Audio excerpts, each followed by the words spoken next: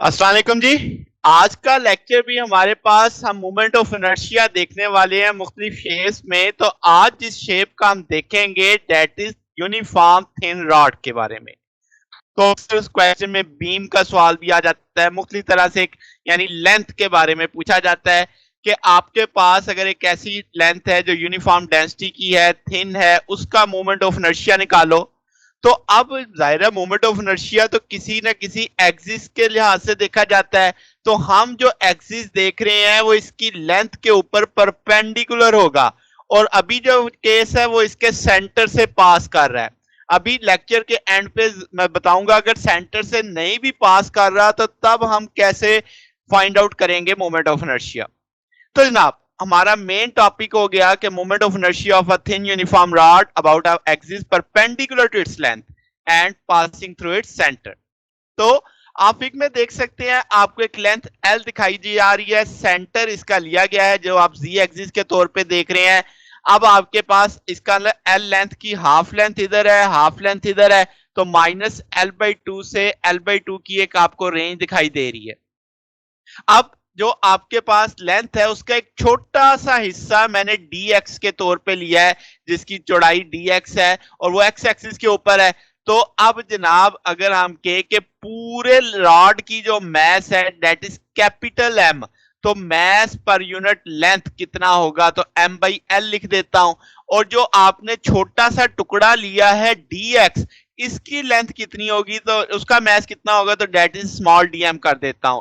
तो अगर आप रेशो लेते हो D m over d x की, तो वो उतनी ही होगी जितनी एम बाई एल की है। मतलब चूंकि यूनिफॉर्म रॉड है ना, तो एक पैच में जितना मैस आ रहा है, एक पैच लेंथ जो डी एक्स है उसमें जो मैस की रेशियो होगी वही पूरे लेंथ की होगी। तो इसका मतलब d m over d x की जो रेशियो आएगी वही एम बाई एल की आएगी। यहाँ पे कैपिटल एम टोटल मैस है, कैपिटल एल टोटल लेंथ है। तो यहां से ये छोटा सा टुकड़ा dx लिया है, इसका मैस निकाला जा सकता है m by L into D x. इस छोटे से टुकड़े का मोमेंट ऑफ इनर्शिया देखना हो तो डी आई बराबर आ जाएगा डी एम एक्स स्केयर के। तो यहां से अब आपके पास डी एम की वैल्यू लगाई जा सकती है m by L D x into x square. अब आपने ये जो छोटा टुकड़ा लिया है, आप ये अज्यूम कर सकते हैं कि पूरा रॉड ऐसे छोटे छोटे छोटे छोटे पैचेस से मिलकर बना है, और उनकी जो लिमिट है वो माइनस एल बाई टू से एल बाई टू तक है। बात समझ आ गई? तो जनाब अब आपने लिमिट्स लगा देनी है टोटल मोमेंट ऑफ इनर्शिया निकालने के लिए। तो माइनस वन बाई टू से वन बाई टू की लिमिट है आपके पास, M by L X care D X आ जाएगा। यहाँ पे आप वैल्यू प्लेस कर देंगे। तो सॉरी ये एल बाई टू है, यहाँ पे गलती से ये वन लिखा गया है, that is capital L by two positive L by two से और नेगेटिव एल बाई टू तक चल रहा है। तो जनाब अब आप देख सकते हैं कि भाई आपकी लिमिट है define minus L by two से एल बाई टू तक। तो जनाब अब कैपिटल एम भी कांस्टेंट एल भी कांस्टेंट बाहर ले लेंगे, सिंपल एक्स स्केयर डीएक्स बचेगा इंटीग्रल के अंदर, आगे एक्स का डेरिवेटिव मौजूद है, पावर बढ़ेगी उसी पावर से डिवाइड कर देंगे। थ्री कांस्टेंट होने के नाते आप लिख सकते हैं अब एक्स की जगह एक दफा एल बाई टू आ जाएगा, एक दफा एक्स की जगह माइनस एल बाई टू आ जाएगा, वो वैल्यूज प्लेस कर देंगे, ये थ्री कांस्टेंट हो गए बाहर निकाल लिया। तो जनाब ये आप इसे सॉल्व आउट करते सारे को तो one by twelve m l square बनता। यानी अगर एक्सिस ऑफ रोटेशन रॉड के सेंटर में है तो रॉड का टोटल मोमेंट ऑफ इनर्शिया कितना आएगा, one by two m l square. ठीक होगी बात?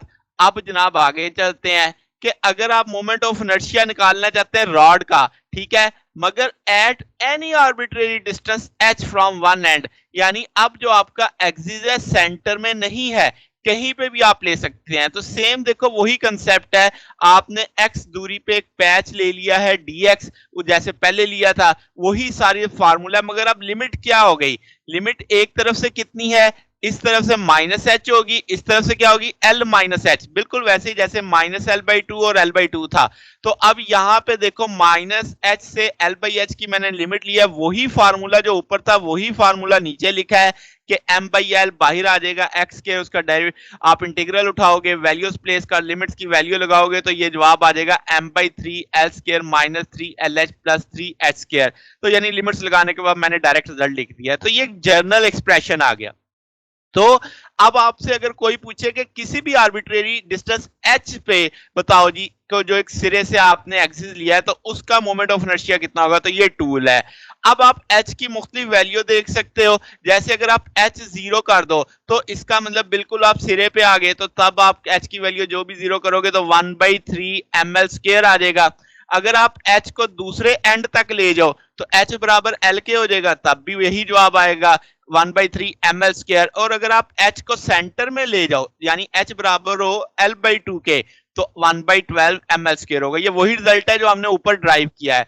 तो अब आप दोनों तरीकों से कर सकते हैं कि किसी भी आर्बिट्रेरी डिस्टेंस h जो एक एंड से देखा जाएगा तो उसका जर्नल फार्मूला भी अब आपको मालूम है, अगर सेंटर से देखा जाए उसका भी मालूम है, किसी एक एंड से अगर आप मोमेंट ऑफ इनर्शिया देखते हैं तो उसका रिजल्ट भी अब आपको मालूम है। तो ये जनाब हमारा आज का टॉपिक था। अगर आपको इसमें कोई बात पूछनी हो, कोई डाउट हो तो नीचे कमेंट्स में पूछ सकते हैं। वीडियो अच्छी लगी हो तो वीडियो को लाइक कीजिएगा, दोस्तों के साथ शेयर कीजिएगा, चैनल को भी सब्सक्राइब कर दीजिएगा। अब तक के लिए इतना ही, बाकी इंशाल्लाह फिर नेक्स्ट देखेंगे। ओके, अल्लाह हाफिज।